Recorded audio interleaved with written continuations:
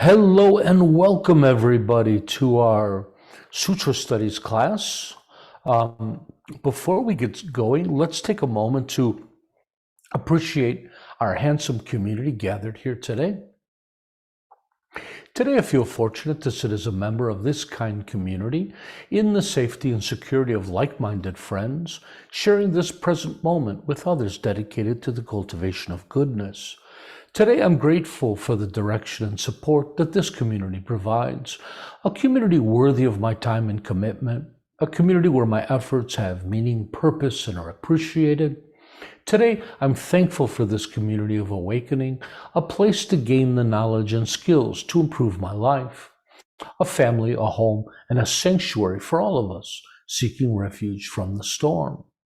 And let's remember, as conscientious practitioners, we must recognize our responsibility to the world, to strive to live skillfully while helping others to do the same, to strive to live in balance and harmony with nature and others, to strive to gain mastery over our minds and embody our true benevolent nature, to expand our hearts and minds, transcending our shared human limitations, to not intentionally harm sentient life or our planet, and to maturely accept and embrace the reality of our situation while striving to improve it.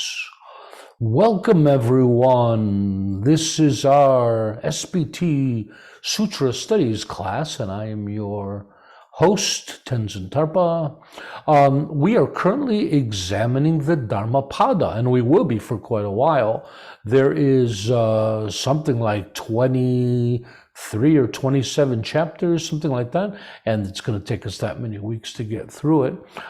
Today we'll be covering chapter 7, entitled The Arhat. And I loved this chapter. I hope everybody did their homework. I'm scanning over our group and seeing what instructors we have to do some reading. Darcy, are you okay to do some reading? Yeah. And Nima as well. Yoli, good. Catherine, could you read a couple? Oh, pretty good. All right. That's good. So without further ado, let's get into it. So I'm getting better at juggling all the technology. Let's see how I did today. So how about if I read the first one? So anyways, I was mentioning before, I thought this chapter was so inspirational. It just about brought tears to my eyes when they talk about what this arhat is.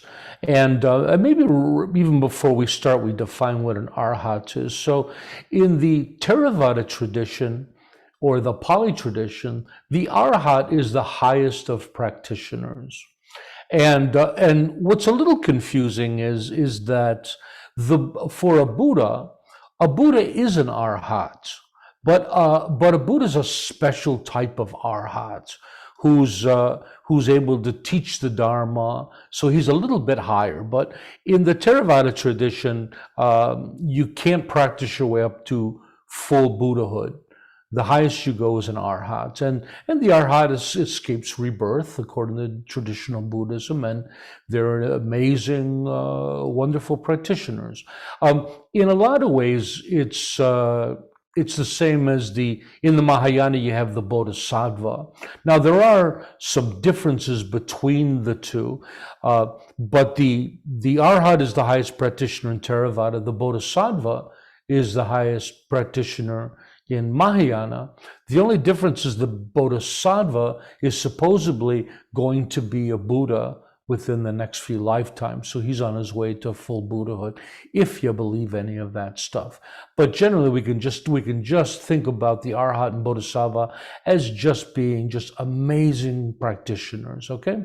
Those who have reached nirvana, who have perfected the path, all that good stuff that we talk about. And here, throughout this chapter, it's going to go into great detail of exactly what the arhat is.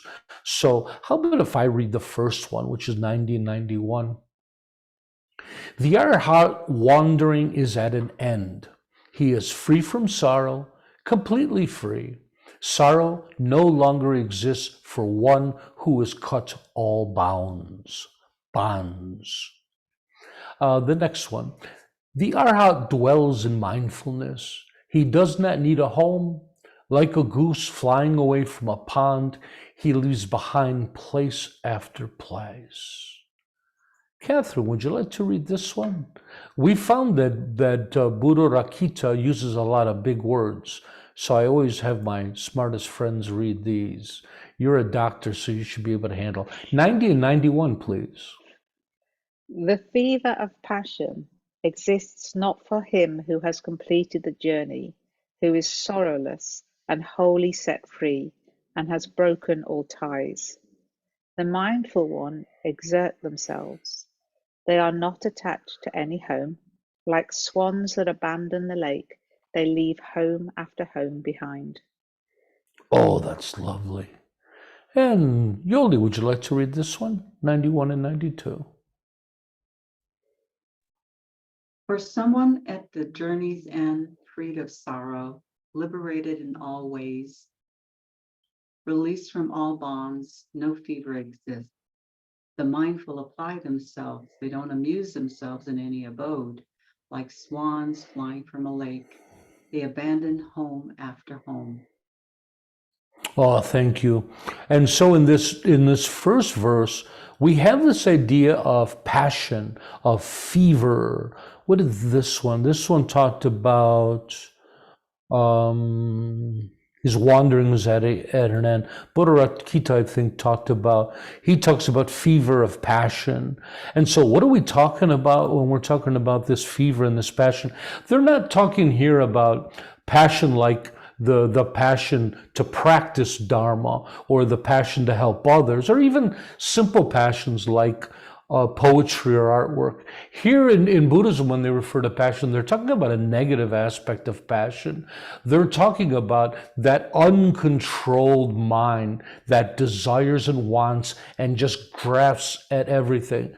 Doesn't think of the consequences, just wants, right? So now you can see why they call it a fever, right? This is someone who's hungry for sensual pleasure, who desires it, has a deep, deep thirst of it. So when we talk about passion in Buddhism, almost always it's used in its negative context. But with that said, like we often say that all qualities are spectrums. Of course, passion has a virtuous side to it. You can be passionate in your Dharma studies. And you know, they practice mindfulness, and they don't need an abode, going home to home. I don't know who that sounds like, but it sounds like somebody I know. So anyways, Darcy, would you like to read 92 and 93?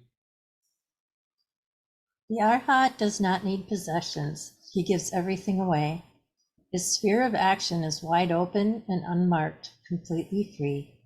Like the path of a bird across the sky, his way is hard to trace.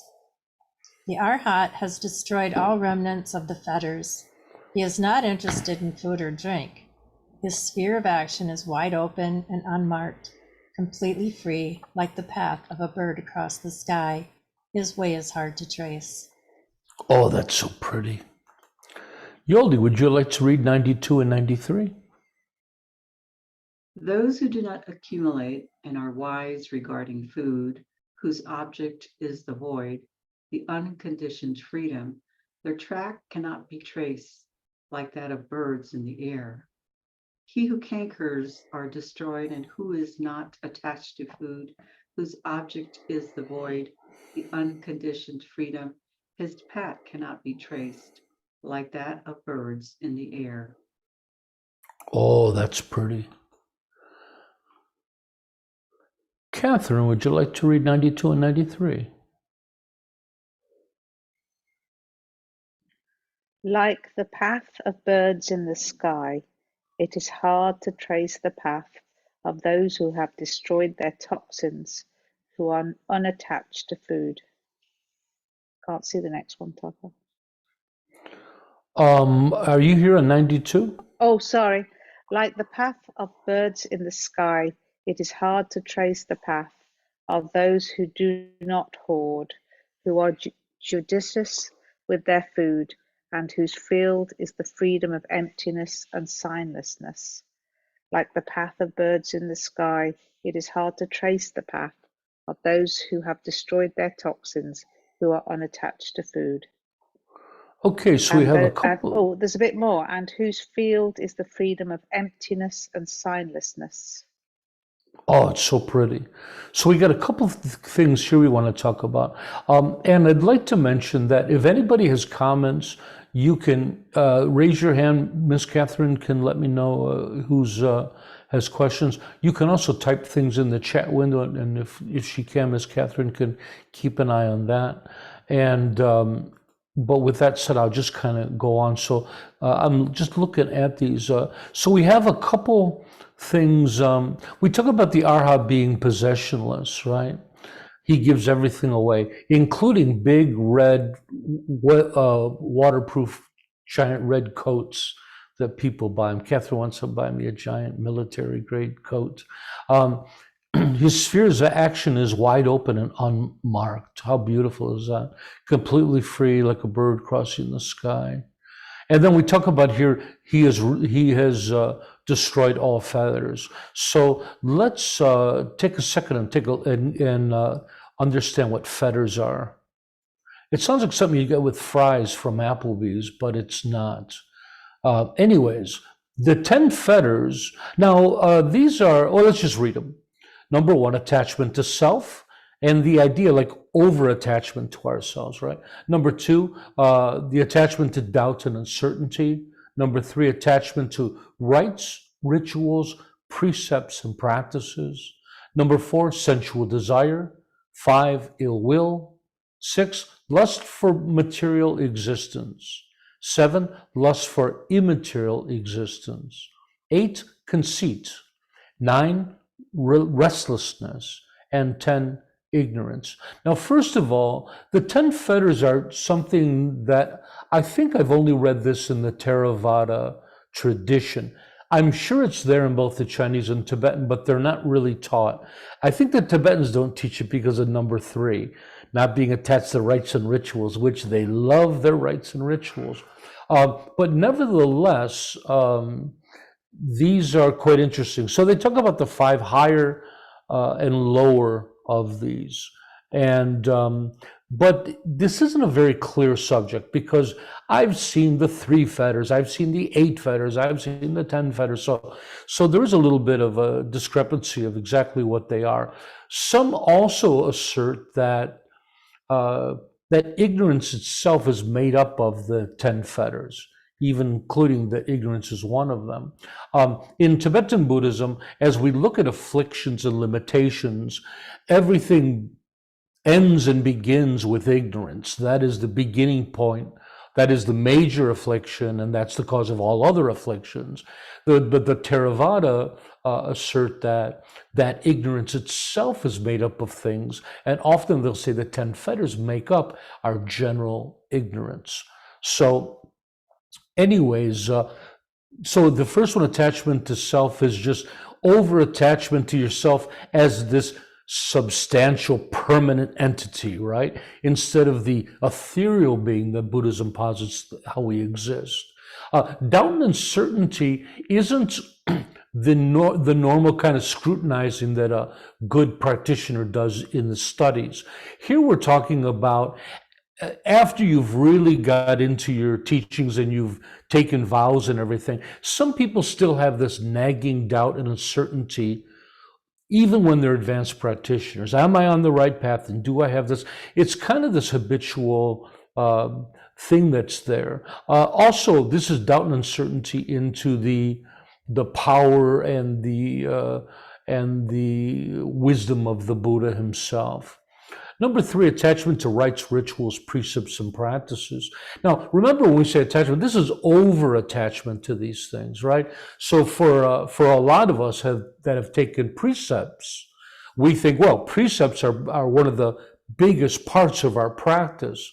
And yet, to be overly attached to them and follow them as like their concrete rules and just spending too much mental energy on this can also be detrimental. Remember that our precepts are training. And the idea, just like if you were learning piano, you learn your scales and you're trained through all of that. But when you perform, you let go of all of that and you perform. So again, when we talk about attachment in Buddhism, it's always related to over-attachment, right? Number 4, sensual desires, and that's desire of the senses. Number 5, and this is again over-attachment to sensual desire. 5, ill will, being nasty to people. 6, lust for material existence, and 7 is lust for immaterial existence. In traditional Buddhism, there's different realms of existence asserted, and some of those realms are a physical existent body like we are as human beings, but for high practitioners that can reach these higher levels of non-form meditations, tradition says that they can be reborn into a non-material existence where they exist, but they don't exist with a body as physical as the one we have now. Technically, they say you still have a body. They often call it a wind. And they say the rider always needs a vehicle. The consciousness always has to have a vehicle, and they just call it a wind. It's not a physical body. As a secular Buddhist, I don't pay much attention to this. Who knows? Maybe it's true. Number 8 is conceit. And what I liked so much about this, they usually use the word pride. And I always had a problem with pride because there's so many virtuous prides. I'm proud of all of you guys. We're proud of our kids when they do well at school. We're proud of ourselves for making good decisions and doing the right thing. It's a beautiful level of pride. And then I always had to give this big speech about, well, what non-virtuous pride is. And all of a sudden I started I looked through a few versions of this and I found this word conceit. And in Buddhism, this is really what they're talking about instead of the word pride. I think conceit is a much better word. And so conceit, I don't think there's any virtuous aspect that can be there of conceit. This is being really proud of yourself in a negative way. Number 9 is restlessness, and this is not being able to settle our mind through our meditation and other things. So, of course, we always have that dichotomy of restlessness and laxity. We're always going back and forth, right? And lastly, ignorance itself. And what are we ignorant of? You could talk about all of these various aspects of the feathers. Most importantly, especially in Mahayana Buddhism, ignorance, the most important aspect is not understanding the true nature of self, right? The first one. Those are almost synonymous. I'll be posting this for everybody after the class. So I hope that was helpful to everybody. We kind of get it out of the way. And with that said, let's get back. I'm just trying to cover some of the vocabulary. So those are the fetters. And what was interesting is that they keep talking about being moderate in food and drink. And I don't know who put that in there, but I just don't agree with that one bit. This is just one more example of people twisting the Buddha's words. Of course, I'm teasing because I'm fat. But you know what's interesting? In Tibetan Buddhism, in all my studies, they don't seem to talk about this at all. In fact, reading the Dhammapada this week, I started to really realize how much the Buddha had to say about food. Do you notice he talks about sensual pleasures often. Pleasure of the senses, which is what? Music and art and whatever our senses, right? Fine clothing, the feeling of it on your skin. But he never talks about those individually. But he does talk about food quite a bit. So I'm going to have to step up and make that a stronger part of my practice. So I was really interested in that. Just a quick look through these and see. The next thing we're going to talk about is this idea of signlessness. Okay. Those who do not hoard. So monastics aren't permitted to hoard. Catherine. She keeps trying to fill up my bags with stuff. I'm just teasing, Catherine. But monks aren't permitted to hoard food or anything or so wealth. And so That's what they're talking about here. Who is judicious with food? That's a lovely way to say it, isn't it? Who practices moderation, That means not filling your office drawers with cupcakes and Twinkies and stuff like that. Okay. And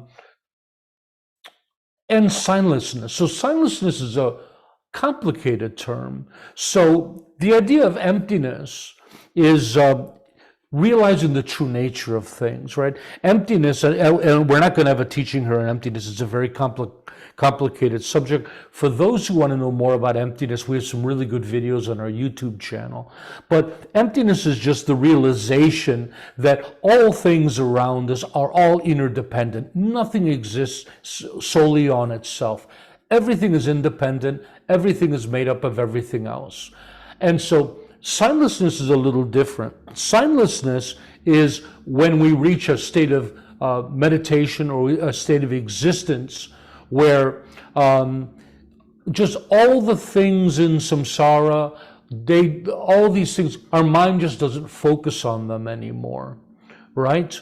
We're not drawn to all of these things. Now, that's kind of the lowest level of signlessness. Now, at the highest level of signlessness is the idea of when in meditation, you get so deep in meditation that you're conscious, but your awareness doesn't touch any object. Now, in Buddhism, they always say that consciousness can only exist in relation to an object. They call it yul and yulchen, object and object possessor, means person and thing, sense and thing. The eye cannot see without an object to see. The eye can't hear without a sound, makes sense. And so at a certain point of meditation and existence, you can move beyond that. A better way to talk about this is if you've read the Heart Sutra. And in the Heart Sutra, it talks about an elevated state of existence, whether meditative or non-meditative, where it talks about a state of existence be with no eye, no ear, no nose, no mouth, and meaning this same thing. Again, both of these topics we could do a whole class on, so I'm just going to touch on them right there. So silence is just this incredibly deep level of existence, and emptiness is existing in an understanding of the true nature of reality. Oh, that was a mouthful. And they just talk about destroying all toxins, right? That's they call them cankers in Buddhaghosa, and that sounds more like a disease on your leg or something, but they mean the fetters, right? Okay, I think I covered it all. Oh, beautiful. Let's move on, everybody. That took me a little bit. Darcy, would you like to read 95? I'm sorry, where am I? 94 and 95, these two. The senses of the Arhat have been calmed, like well-trained horses quieted by a charioteer. The Arhat has abandoned pride and extinguished the passions, so that even the gods wish to be like him. And the next one? The Arhat is as firm as the earth's foundations. Firm in his spiritual practice, he is like a blade of tempered steel. Clear and undisturbed as a deep pond, such a being is not bound to the world. Hey, I want to be like that. Darcy, would you like to read 93 and 94? Are we on 93? 1 second. No, we're on 94 and 95. I'll try to keep it. Oh, not Darcy. I'm sorry, Yoli. Okay. Even the gods hold dear the wise one, whose senses are subdued like horses, well trained by. Oh, I thought we did that one. Charioteer. I think we're on 94 and 95. Oh, okay. Yeah. All right. Even the gods hold dear the wise one, whose senses are subdued like horses, well trained by a charioteer, whose pride is destroyed and who is free from the cankers. There is no more worldly existence for the wise one who, like the earth, resents nothing, who is firm as a high pillar and as pure as a deep pool free from mud. I just want to be free of cankers. That sounds painful. And Miss Catherine, do you want to read these two, 94 and 95? Even the gods cherish those who are without toxins, who have abandoned conceit, and whose senses are calm, like horses well tamed by a charioteer. For a person who, like the earth, is untroubled, who is well practiced, who is like a pillar of Indra, who is like a lake without mud, there is no more wandering. Oh, that's lovely. So the examples of the horse and charioteer are throughout the sutras. They're often talking about that. What was something I wanted to talk about? So the arhat is abandon conceit, extinguish the passions, right? Oh, they say that the arhat has calmed his mind, right? So that's the opposite of being passionate, according to Buddhism. So again, they're talking about this this afflicted kind of a passion, in an intense kind of a passion. And they talk about him being firm and clear, undisturbed as a deep pond. Lovely. And they talk about the pillar of Indra, and in the notes here it talks about, I guess in the beginning of a town, they would have a big pillar half buried in the ground, meaning that nothing could move it.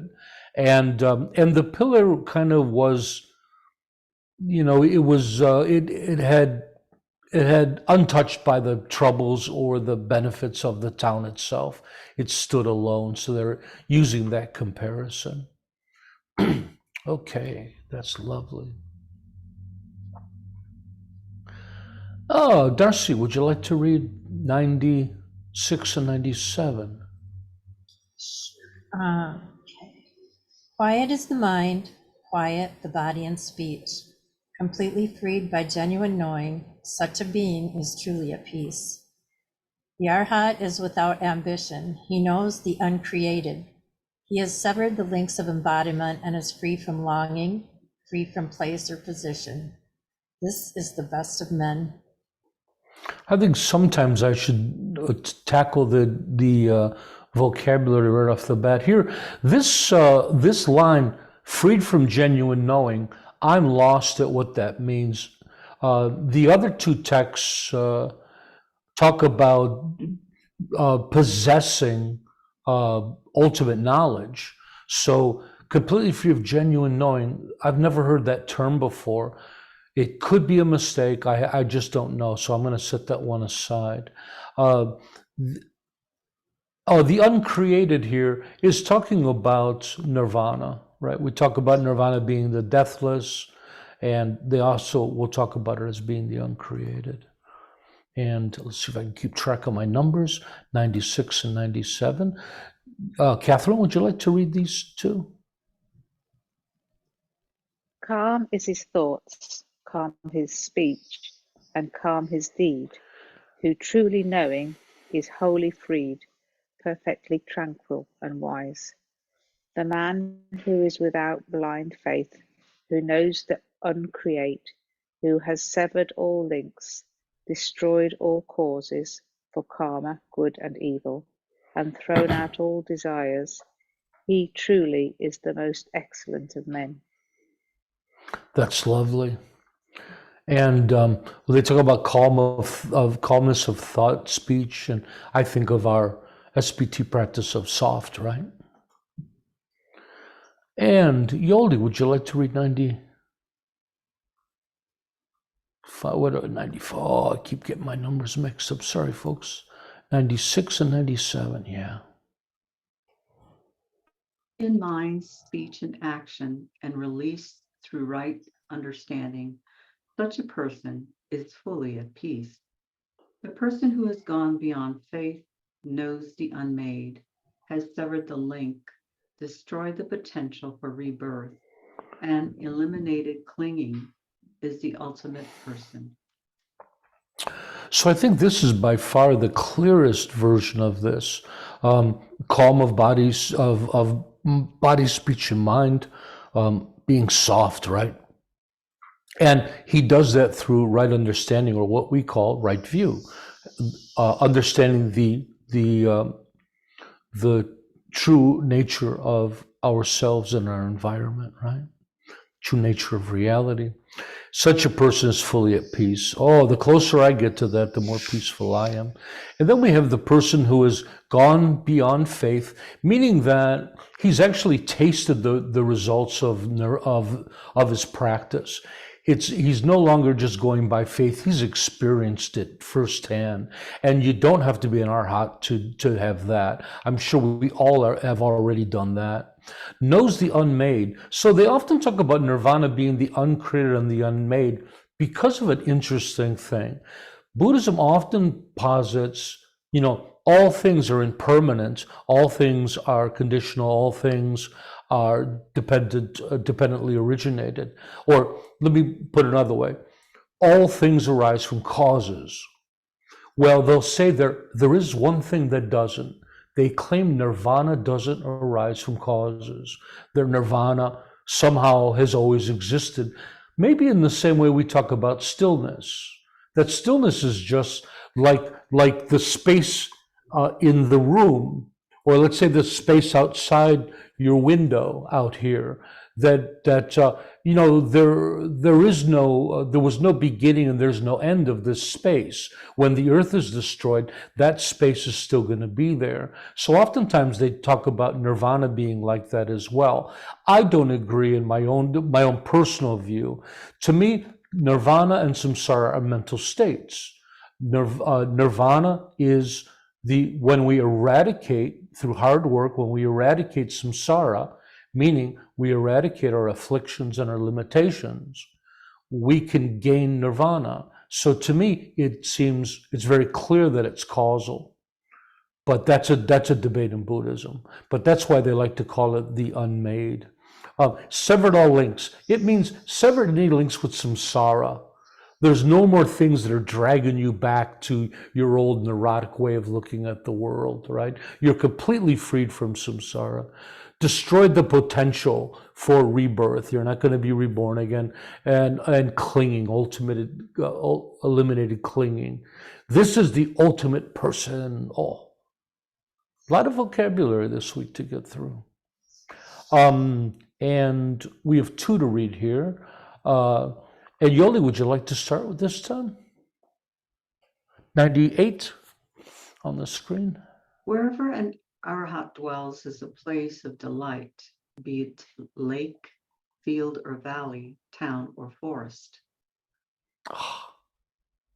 Arahants do not seek desire, but delight in freedom from attachment.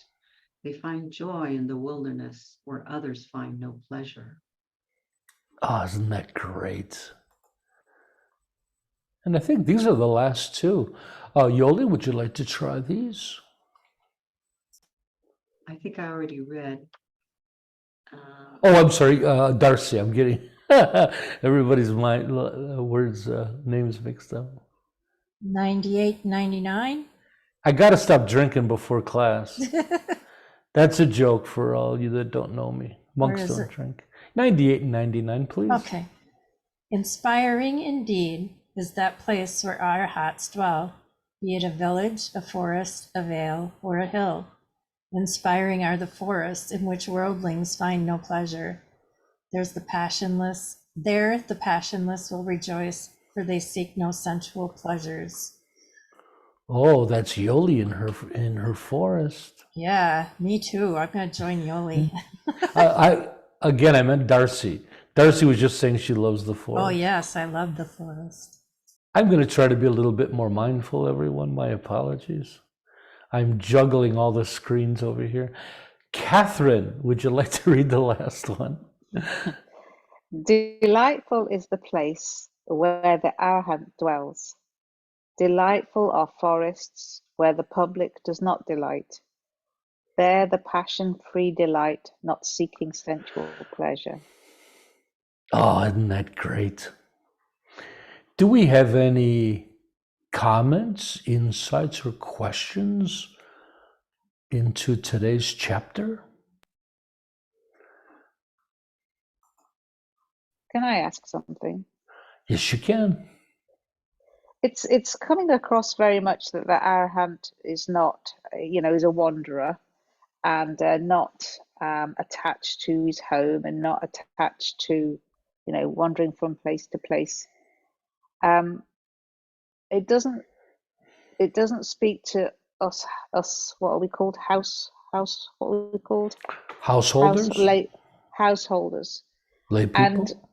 lay people. Am I right that in Theravada a lay person can't be an arahant?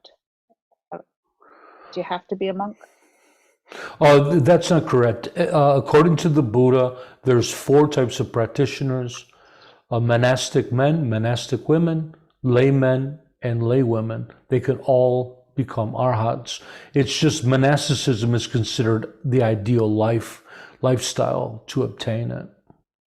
But you're right about something, that all of the Dhammapada you're going to see, it has a really slanted version towards monasticism. And so to me, this makes me a bit suspicious of, how much of this is really spoken to the Buddha, by the Buddha, because the Buddha was very clear about the evenness of these 4 groups, the equality of these 4 groups. It seems like in the early sutras that he's trying to make sure everybody sees these groups as equal, as SPT does. And so it seems like quite possibly Buddhaghosa, in the 6th century, really gives a bit of a slant to these. He kind of rewrites the whole Theravada school. In fact, Theravada really is more a product of Buddhaghosa, they say, than the Buddha himself, based on the Buddha. But Buddhaghosa is the one that puts a lot of it together. And remember, this is before it's written down anywhere, right? So I think you can interpret this for a lay person in the same way. You could talk about all those same things, but in a lay context, in a lay environment. That, maybe your own mind is the wilderness where you're at peace while all the chaos is going on around you. The arhat can retire to his own mind and not be bothered by all of these things. Though he has a place, he doesn't have this strong attachment to the place, right? Remember, it's not about the things in our lives, it's our relationship to them. There's nothing wrong with owning a house or owning things. It's the level of attachment you have for those things. Now, ideally, for a Buddhist practitioner, these levels of detachment are amazing trainings and amazing practices, but I don't think it matters for the arhat. I think the arhat, whether he's got a family and he's got a house and he's in a city, that mindset is exactly the same as the one that's in the forest. He's freed from samsara. That's the only thing that matters. He's free from his afflictions, his limitation, the cankers. He's putting ointment on all his cankers. Yeah. Does that help? Yeah, we don't like that they're picking on the lay so much here. Kuani has his hand up. Kuani. So when we read the sutra stories, many times after they heard the teaching, the peoples become arhat, they say. So we read or listen to of teachings, but how come that cannot happen? Yeah, you want your money back? No, there's no doubt about it. And it's a great question. Did they embellish those early stories? Because, in the Buddha's days, it sounds like everybody's getting enlightened like popcorn. They're all popping all over the place. And they seem to do it easily. Buddhism says it's because we live in a degraded age, that because that time of life, it was easier to be a Buddha. And some groups, including Pure Land Buddhism, assert that it's impossible to become enlightened now in our denigrated age. So the Pure Land Buddhists, they pray to be born in the Western Buddha field and where they can be enlightened there after death. So kind of they really don't even do much practice.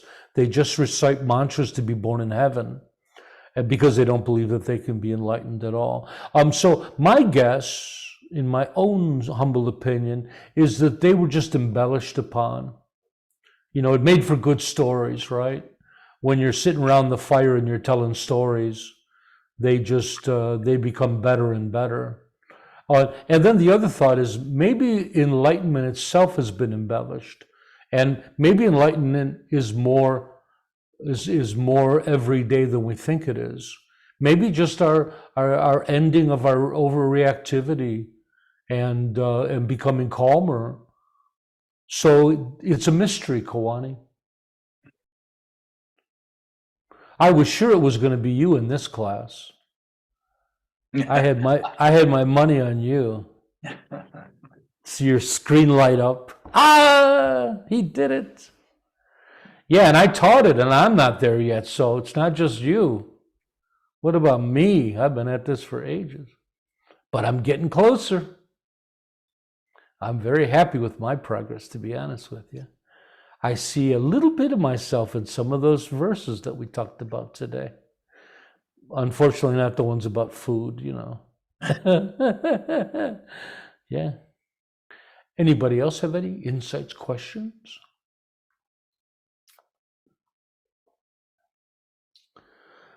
Okay, how about we get to our final conclusion, I guess we're calling it. So what I try to do is kind of wrap up what we've studied.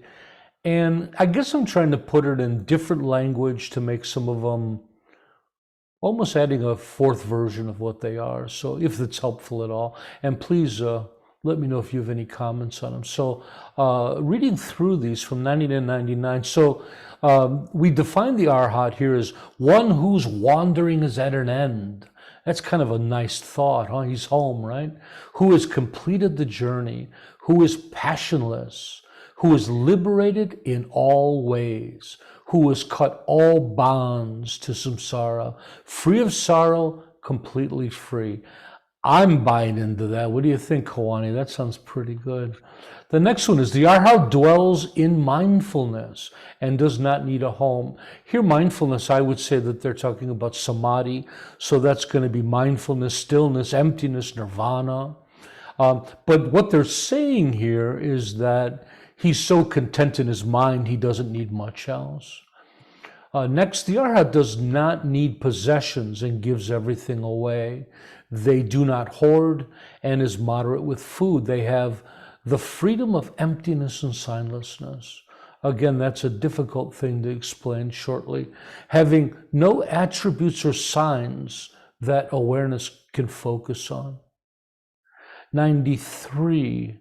The Arhat is freed from the 10 fetters, who abides in emptiness, and the unconditioned is another lovely way to talk about nirvana and these higher states. The Arhat has tamed their senses, abandoned conceit, and extinguished passions. The Arhat, well practiced and untroubled, is resolute, stable, unperturbable. Unperturbed means you can't get angry. They often talked about the Buddha as being unperturbable, if that's really a word. Maybe I made that word up. The Arhat, well practiced and untroubled, is resolute, stable, and unperturbable. That's great. Yes, do you have a question, comment? Okay. The Arhat, calm in mind, speech, and action, is liberated through right view. We talked about that in our Skillful Living teaching series, which will be starting again in January, that what liberates us is right view, having the right understanding of our true nature and the true nature of reality. The Arhat has gone beyond faith, has severed all bonds of samsara, and directly knows the unconditioned, that would be nirvana. uncreated and uncaused, the state of nirvana. Delightful is the place where the arhat dwells. I like that one. And I would say that when I've met great teachers, it is delightful in their space. So I say that one's definitely factual. And lastly, the arhat is non-attached and passionless and seeks no sensual pleasure and dwells happily in the forest. I'm not a forest guy. I'm a city guy. I hope that I can still abide in peace in my city. Okay, and in closing, remember that the sutra teachings are meant as practice instructions. So in order to get the greatest benefit, we need to engage fully with them, utilizing the three great objectives of study, contemplation, and meditation, which means we read about it like today. Now, when you get done with class, you pour yourself a cup of tea, you sit in a chair, and you think, now what about that? And you think about it, you ponder it. Then you take it to the cushion and insight meditation, and you deepen your understanding. Your work this week is discover how these teachings apply to your daily life, transforming them from words on a page into living Dharma. Next week, we'll be moving on to chapter 8 of the Dhammapada, entitled Thousands. So, without further ado, any questions, comments, insights? Last chance. Okay, let's end with our altruistic prayer. May all be healthy, may all be prosperous, may all be well, may all be present, free of past regret and future worry. May all abide in constant appreciation, which is the source of great joy and contentment. May all realize their true nature and the true nature of reality, which is awakening. And our last prayer that resonates with a lot of what we studied today, didn't it? Yeah. Well, what did you guys think of this chapter? Was it inspiring to you folks? To me, it painted such a beautiful picture of what could be, right? David? I found this the most difficult chapter of any chapter that there's been so far, for two reasons. One, I'm not going to be enlightened in this lifetime as described here, and I don't believe in other lifetimes. It just seems to set a target so far beyond my experience. And that's not what you should have for a target. It should be conceivable. And the other thing is you had to rephrase a lot of it. I think you've kind of covered that in your description of Buddhaghosa. I mean, you had to keep saying things like, well, when they say passion, they don't really mean passion, they mean over passion. And when they say attachment, they don't really mean attachment, they mean over attachment. And a lot of it needed to be rephrased to really not seem extreme to me. That said, there were some beautiful bits in it, but it was easily the most difficult chapter I've had so far. So I agree with everything you said. And in fact, what you said is some of the reasons why we started SBT, because of a lot of this extreme language and things that clearly, I don't think is accurate and not ways I want to practice, right? The first thing you mentioned I wanted to correct, and of course, this is my own belief and SBT belief, that we don't see enlightenment and we don't see nirvana and samsara as two dichotomy states. We believe in that all of these things exist in a scale, right? And I cannot talk today. What are the words I'm trying to say? But they all exist. And step by step, we work our way to awakening. Whether there's some giant enlightenment with a capital E waiting for us down the road, the scriptures talk about it, I don't know. But I do know that our path is incremental. I have been awakening ever since I started my path, and I increasingly move closer and closer to what they're talking about in that Arhat chapter. Many of the things in there I can mildly start to identify with, and I can see what that would be like or what that mindset is. So for SBT, we see an incremental path. And we don't use the word enlightenment, we talk about awakening, the verb. We are all awakening. I see it among all of you that have been working with us. I see you all awakening as you learn, as you meditate. In fact, some of the longer practitioners here, it's amazing the transformation that some people have made, where they were just so shy when they first came on with so many troubles, and now they're really shining. So that's the way SBT looks at it. You are more than welcome to join us in that view. And so it's not an ultimate view, it's a spectrum, right? We believe in a spectrum of awakening. And so, and I really believe at focusing on practice, right? That the real practice is looking down at the path and taking step by step. Once in a while, we got to look up and see where we're going. And that's what this chapter does. This chapter tells us the direction, and we look up, and we say, oh, way down there you want to go, right? But the work is day to day, step by step. That's the work. Every day becoming a little smarter, a little kinder. Now, if you do the day's work, you do your prayers, you say your vows, whatever it is, the future we don't know, but whatever you're going to be is guaranteed. Whatever level of enlightenment or awakening awaits you, guaranteed if you just do your work every day. So that's how we should be looking at it, right? Get your meditations and say your prayers, come to some classes, and just relax. And, whatever will be, will be. There's no guarantee that any of us will be anything at some point. That's the only thing we can really do, right? Unless you believe in magic and you think that if you meet just the right Lama, he might bonk you on the head or give you that one secret tantric initiation that nobody else knows about, or I mail you a Harry Potter wand and you can use it on yourself and enlighten yourself, whatever. So, we all have different belief systems. Darcy? I've been taking it like, how am I incorporating this in my day-to-day life? And how have I changed the way that I treat others? Or like the major thing was being able to forgive my daughter-in-law, and to see that she has problems that she doesn't know how to deal with, and she'll get there eventually, And so the quality of your life. Exactly.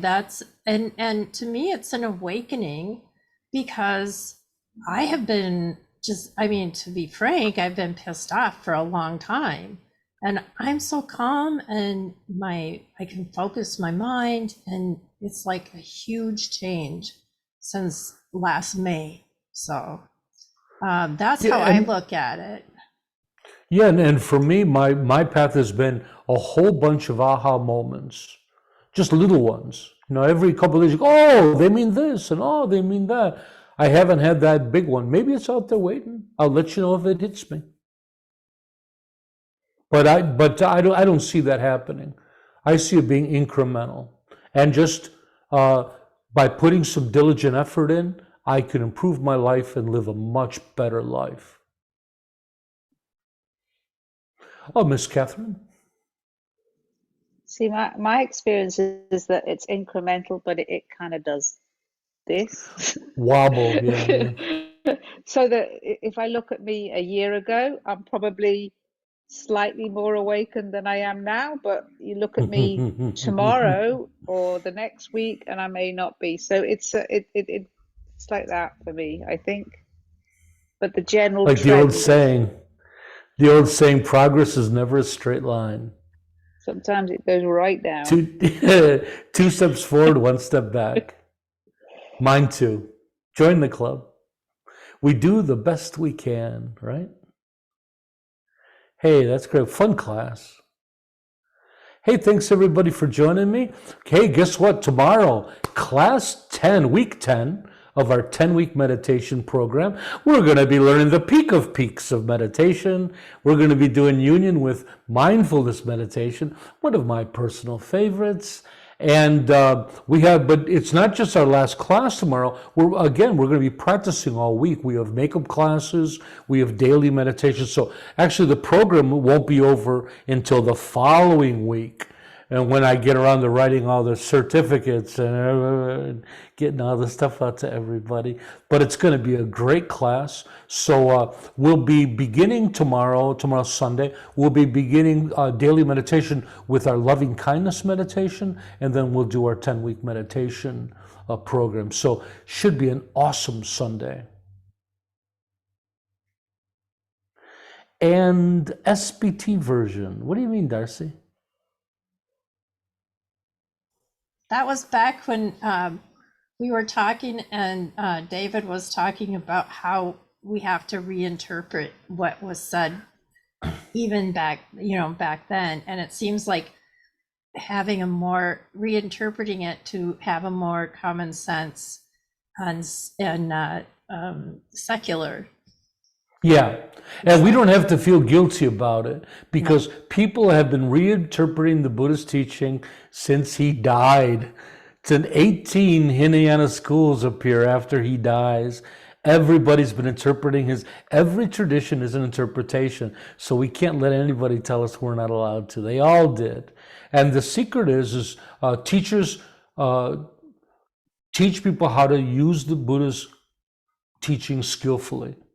Right? That's what we do. And that's what we're doing here at SBT. Awesome. Thanks for joining me, friends.